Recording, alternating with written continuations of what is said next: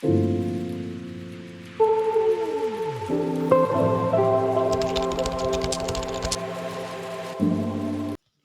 Guys, welcome to my channel. இந்த வீடியோவில் நீங்கள் என்ன பார்க்க போகிறீங்கன்னா, என்னோட டெய்லி ரொட்டீன் தான் பார்க்க போகிறீங்க. இன்றைக்கி வந்து மண்டே. என்னோடய எக்ஸாம் எல்லாம் முடிஞ்சதுக்கப்புறமா இன்னிலிருந்து எனக்கு ஸ்டார்ட் ஆக போகுது சம்மர் ஹாலிடே. ஸோ அதனால் நான் வந்து டே இன் மை லைஃபாக எடுக்கலான்னு சொல்லிட்டு மண்டேவோட ஃபுல் இன்றைக்கி நான் என்னென்ன பண்ண போகிறேன்னு சொல்லி பார்க்கலாம். ஃபஸ்ட்டு நான் வந்து தலைக்கு குளிச்சிருக்கேன். ஸோ அதனால தான் தலை இப்படி விரிச்சிட்டு இருக்கேன். ஸோ ஃபஸ்ட்டு நம்ம வந்து நீட்டாக வந்து காய வச்சுக்கணும். அப்போ தான் சளி பிடிக்காமல் இருக்கும். நல்லா நான் வந்து தலையை நல்லா காய வச்சுட்டேன். ஸோ அதுக்கு முன்னாடி நம்ம வந்து கிளிப்பு போட்டுக்கிட்டு ஃபஸ்ட்டு நம்ம வந்து மாய்ஸ்சரைசர் இந்த மாதிரியெல்லாம் அப்ளை பண்ணிக்கணும். அப்போ தான் எங்களோட ஸ்கின் கூட நல்லா ஹைட்ரேட்டடாக இருக்கிறதுக்கு ஹெல்ப் பண்ணும். ஃபஸ்ட்டு நான் வந்து பாண்ட்ஸோட daily gel or night gel இந்த மாதிரி எடுத்துக்கலாம். ஸோ அந்த ஜெல்லை வந்து யூஸ் பண்ணிக்கிறேன். இந்த ஜெல் வந்து எனக்கு ரொம்ப பிடிக்கும். அந்த ஜெல் அதனால தான் நான் போடுறேன். எனக்கு ரொம்ப பிடிச்ச ஜெல் இது வந்து.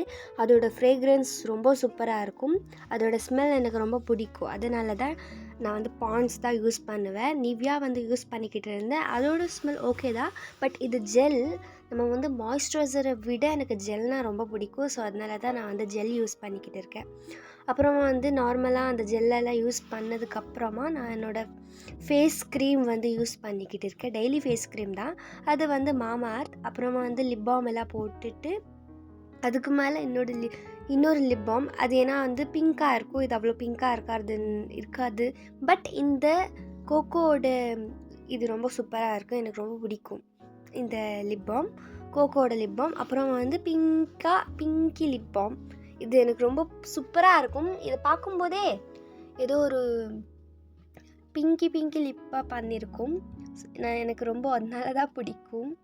அப்புறமா வந்து காஜல் எப்போதும் போட மாட்டேன். இன்றைக்கி சும்மா போடலான்னு சொல்லிட்டு போட்டேன். நல்லா தான் இருந்துச்சு. எனக்கு காஜல் போடுறதுன்னா ரொம்ப பிடிக்கும். காஜல், ஐலைனர், எனக்கு மேக்கப்னாலே பிடிக்கும். ஆனால் மேக்கப் பண்ணுறதுக்கு சோம்பேறி, அவ்வளோதான். ஃபஸ்ட்டு நம்ம வந்து காஜல் போட்டுட்டு நெக்ஸ்ட்டு பொட்டை வெட்டுக்கணும். ஃபஸ்ட்டு பொட்டு வச்சுட்டு நீட்டாக வந்து பொட்டை வச்சுக்கணும்.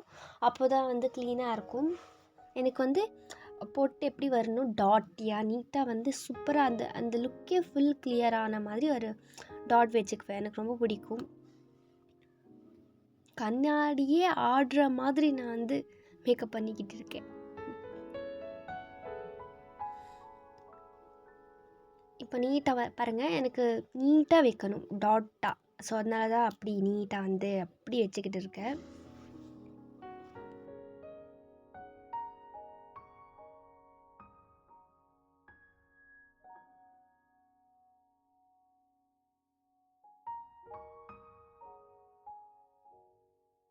அதுக்கப்புறமா சந்தனம் வைக்கணும். சந்தனம்னா இது ஒரு மாதிரி திருநீராக இருக்கும். ஸோ அந்த திருநீரை நான் வந்து தண்ணியில் கலக்கிட்டு நான் வந்து லாக்மேயோட டப்பாவில் வந்து போட்டு வச்சுருக்கேன்.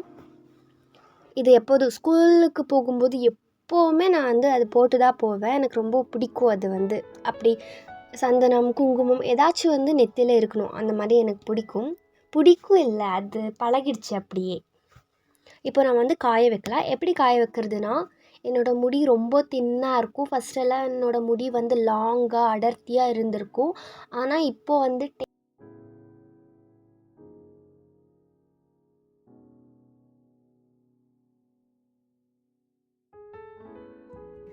பட் அப்படி என்னோடய முடியெல்லாம் கொட்டி தீத்துட்டேன். நான் வந்து எக்ஸாமில் எழுதி முடிச்சதுக்கப்புறமா இப்போது வந்து நான் வந்து ஃபேன் காற்றுல தான் நான் வந்து நல்லா ஹேரை வந்து காய வச்சுக்குவேன். முன்னாடியே நான் வந்து டவலில் வந்து நல்லா காய வச்சுக்குவேன். ஆனாலும் வந்து ஃபேன் காற்றுல நீட்டாக வந்து காய வச்சுக்கணும். ஹேரை வந்து ரொம்ப எப்போ பார்த்தாலும் நம்ம வந்து வெட்டாகவே இருந்துச்சுன்னா ஹேர் வந்து எனக்கு வந்து டேண்ட்ரஃப் ஆகிடும். இல்லைனா எனக்கு ஃபஸ்ட்டு சளி பிடிக்கும். தலையெல்லாம் பாரமாகிடும், இல்லை சளி பிடிக்கும். ஸோ அதெல்லாம் ஆகக்கூடாதுன்னா நான் வந்து என்ன பண்ணிப்பேன்னா, நீட்டாக வந்து தலையை ஃபஸ்ட்டு சிக் எடுக்கிறதுக்கு நான் வந்து நம்ம வந்து சீப்பில் ஏதாச்சும் வந்து சிக் எடுக்கிறதுக்கு போனால் முடி அப்படியே கொத்தாக கொட்டிடும். ஸோ அதனாலனா நான் கையிலேயே நான் வந்து சிக்கு எடுத்துடுவேன். இப்படி நீட்டாக வந்து வெட்டாக இருக்கும்போது ஹேரை வந்து நீங்கள் வந்து கையிலே வந்து நீட்டாக வந்து சிக்கு எடுத்துக்கலாம். ஏன்னா என்னோடய ஹேர் வந்து நீட்டாக சிக்கு எடுக்க முடியும். ஸோ அதனால் நான் வந்து நீட்டாக வந்து சிக் எடுத்ததுக்கப்புறமா நான் வந்து நல்லா காய வச்சுக்குவேன். அதுக்கப்புறமா நான் வந்து பெரிய சீப்பில் வந்து நீட்டாக வந்து சிக்கெல்லாம் எடுத்ததுக்கப்புறமா நான் வந்து நார்மல் சீப்பில் வச்சுட்டு நான் வந்து நீட்டாக வந்து ஹேரை வந்து கோம் பண்ணிக்குவேன். ஸோ ஹேரை வந்து கோம் பண்ணணும், ரொம்ப இழுத்து எல்லாம் பண்ணக்கூடாது. அப்போ தான் ஹேர் கொட்டும். நான் வந்து சிக்காக இருக்குதுன்னு சொல்லி நல்லா போட்டு இழுத்துடுவேன். ஸோ அதனால தான் ரொம்ப ஹேரை வந்து எனக்கு கொட்டியிருக்குன்னு நினைக்கிறேன். இப்போ எல்லாம் ஹேர் கொஞ்சம் தான் கொட்டிக்கிட்டு இருக்குது. என்னோடய ஹேர் கொஞ்சம் லாங்காக இருக்கும், ஆனால் வந்து ரொம்ப தின்னாக இருக்கும். கட் பண்ணால் மறுபடியும் நீட்டாக வந்து வளரும். நான் வந்து கட் பண்ணலான்னு சொல்லிட்டு ஒரு ஐடியாவில் தான் இருக்கேன். நான் எங்கள் அம்மாக்கிட்ட கேட்டுட்டு கட் பண்ணுறது வீடியோவாக எடுத்து போடுறேன், பாருங்கள் எப்படி கட் பண்ண போகிறேன்னு சொல்லிட்டு. என்னோடய ஹேருக்கு வந்து பெரிய கிளிப்பெல்லாம் ஆகாது. இந்த மாதிரி சின்ன கிளிப் தான் நான் வந்து அதிகமாக போடுறது. ஏன்னா வந்து என்னோடய ஹேர் வந்து தின்னாக இருக்கும். ஸோ அதனால தான் சின்ன ஹேருக்கு எப்படி கிளிப்ஸ் எல்லாம் நம்ம வந்து எடுத்துக்கலாம். நான் எப்போ பார்த்தாலும் நான் வந்து பின்னல் போட்ட ஆளே கிடையாது. நான் பின்னலே போட மாட்டேன் அதிகமாக. நான் வந்து ஃப்ரீ ஹேரில் தான் இருப்பேன். ஸோ அதனால தான் இன்னும் ஹேர் வந்து கொட்டும். நீங்கள் வந்து பின்னல் போடுங்க.